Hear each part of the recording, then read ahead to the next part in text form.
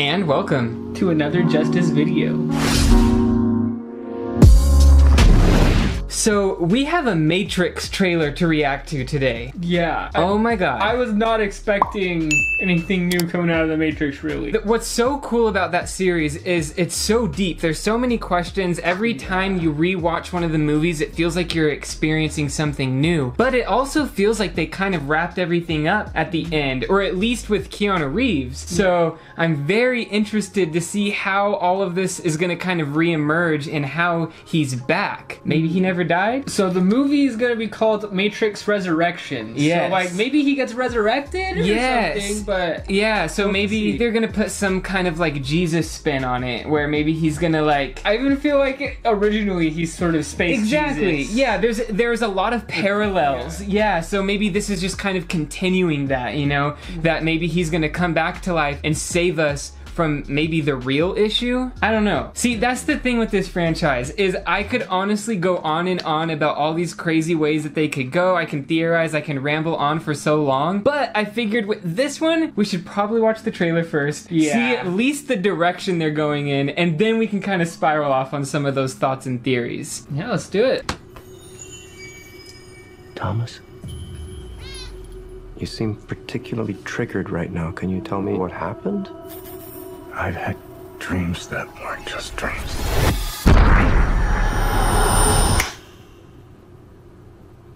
Am I crazy?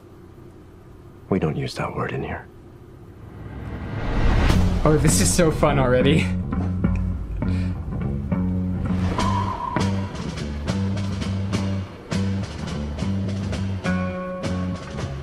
Hi. Trinity. Wow. Have we met?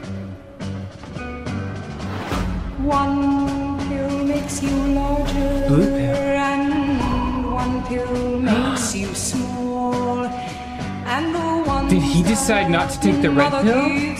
Huh? Don't do anything at all. I'll tell you later. Go ask Alice when she's 10 feet tall. Time to fly. Chasing rabbits. If you want the truth, Neo, you're going to have to follow me. And you know you're going to fall. The only thing that matters to you is still here. I know it's why you're still fighting and why you will never give up. You don't know me, no?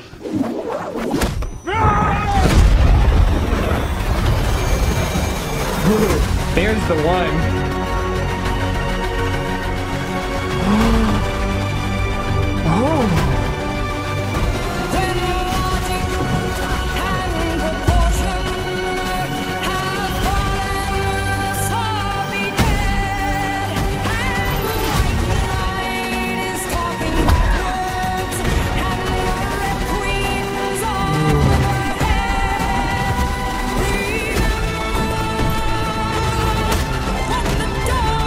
Oh, that was cool.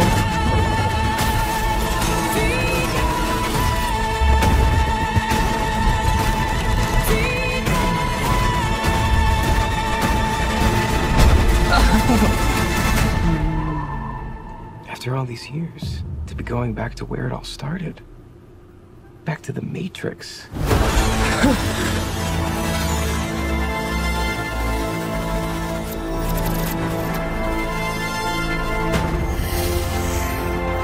Resurrections. Oh my, this definitely has the wheels turning. Definitely. That's trippy. It seems like we're being taken back to the beginning. Yeah. Yeah. It's very similar to the first movie from what I can see so far, you know? It's kind of Neo, what the heck? And then kind of like, yo, Neo, wake up. And then Neo like, I remember this, but I don't remember this. Yeah, that's trippy. And like, he keeps taking the blue pills. Yeah. So that's what I said earlier when you didn't hear me. I was like, dude, what if this is some kind of scenario because he's older, maybe he never took the red pill. He took the blue pill instead. And then so maybe this is, you know, this is what happens is he's still the one. So he's like glitching out through life, you know, sensing these things that are wrong. But he took the blue pill all that time ago, and he keeps taking the blue pill. Yeah. But that is an interesting thing, is that the blue pill keeps being taken. Yeah. So I definitely think that this is a rewritten Matrix that definitely has new rules put in place to maybe not make Neo make the same decisions that were made before. Yes. But there still has to be Neo. He has to exist because they had to put the place of free will into the Matrix. It was the only way that the Matrix wouldn't crash. Yeah. So I believe the movies we watched, that was like the 6th or 7th reincarnation of the Matrix. Yeah. It's always Neo. Every time. And so this is like the next loop's Neo. But for some reason, like, maybe it's bugged or something, like he's like, but because he took the blue pill this time. The question I would ask then is, why does Neo look the same? Because that's one point that I feel like the other 3 movies don't really touch on as much, and maybe just from my perspective and the way I'm viewing it, they almost look at Neo as a program. Like the way they talk about him, and the way that he was always destined to be, and that there was other versions of him. But he wakes up and he's a human, right? And then if he looks the same in this movie, if he was just a program that was supposed to come on each time, how does he look the same? Wouldn't the one just be a random user that looked completely different in each version of the Matrix? Why does this guy that looks like Keanu Reeves, why is he the one waking up and looking like it? That's what makes me think that this is still the Neo. Maybe he wasn't killed, or maybe his consciousness was somehow booted into the Matrix, because you know they have to have a Neo each time so that the system doesn't crash. They realize that humans are going to notice that something is wrong if we don't have free will.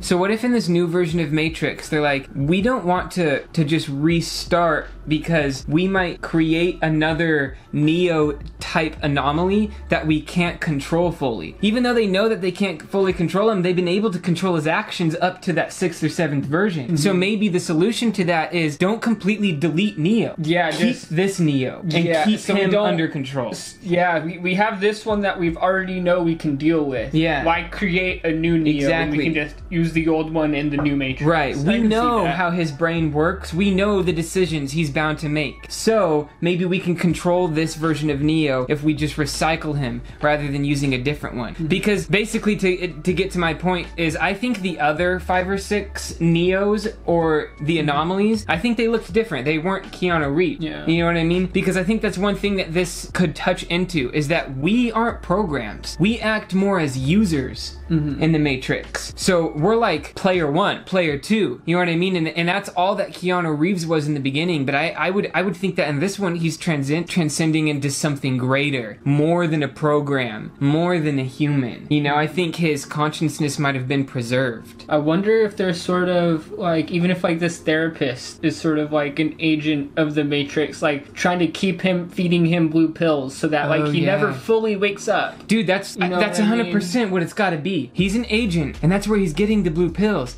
Because totally think if we're going along with this theory of them recycling Keanu Reeves, or Neo, reduce, reuse, recycle, my guys. Exactly. Since he's not fully waking, it's like not causing him the problems of having an anomaly. But since he's there, it's like, all right, we got an anomaly. We don't need to deal with another one. Yeah. So they're like, think about it. How can we control this version of Neo? Well, we put him in therapy. We keep him on pills from the beginning. Yeah. You know what I mean? Yeah. Let's try to keep this guy's mind suppressed from the beginning so that our anomaly doesn't get out of control. And you know, maybe this is how actually the Matrix has gotten past the late 90s and early 2000s, is that they've kept their anomaly suppressed for so long. You know, I was always thinking that maybe the Matrix had to be rebooted every time it got to the late 90s and early 2000s because technology just, we was creating a loop. Yeah. You know, what if we started to create AI inside of our simulation, and we're basically creating the same circumstances that happened in base reality. Yeah. So we're creating AI, we're creating robots, the whole thing is falling apart. We have a whole new robot war inside the simulation. We end up with the Matrix inside the Matrix. It gets way too messy. Yeah, exactly. So they're like, like we don't have to restart every time it hits the early 2000s because we have our anomaly so hopped up on blue pills, we can actually bring this thing a bit further. It's like bringing to you for this iteration Matrix 2.0. It's like I just imagine like a Steve Jobs robot going through all the things, you know, it's like if we keep our anomaly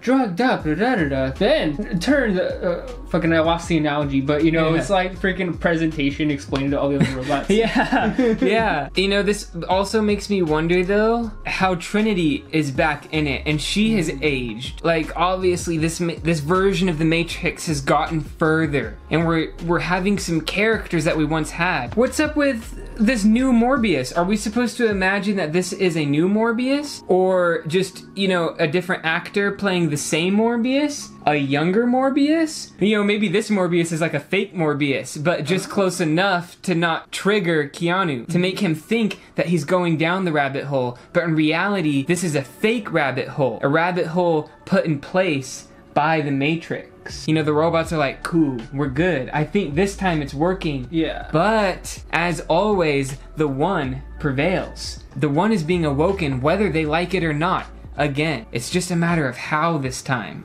Maybe one last thing I kind of want to ramble on before we even get another trailer and more context is just kind of a question I wanted to just kind of poke around, and even with you, and maybe you have some cool thoughts on it, is some of the inconsistencies from the Matrix movies. Like one of them being the fact that the robots are using us as batteries. So basically they're using us to keep themselves alive. And that's been contested a lot since the movies have been made, because we just straight up wouldn't be enough energy. But from what I've heard, the Wachowski sisters had like a more scientifically like make sense version of the using us as batteries, but the studio didn't let them do it because they were like, people wouldn't get it. Make it simpler. See, and that's actually in my own head canon how I've made it make sense, is I'm just like, oh, we just don't understand something. They're using us more than just energy. Maybe part of it is the way they're able to make this complicated matrix is they have to partly use our subconscious or our consciousness to partly build this. Yeah, I think they're sort of using us as processing power. Exactly. We are computers. Like a giant supercomputer network of all of our brains connected. Yeah, sort of that makes a lot of sense. Yeah, and that's kind of why I wanted to bring this up, is I kind of wanted to start to ask the questions of what are the motivations of the machines? At this point, if this is real, that they really do have this farm of humans, and they're out here living their robot best life, what is that best life? Yeah, what is their purpose? Are they just there to survive? They just constantly maintain the status quo sort of deal? Or is there a goal they have of some sort? Yeah, I would really, really like to know the machine's goals and kind of what their whole purpose of everything is. Because, you know, if you really want to get deep in this, it makes me wonder if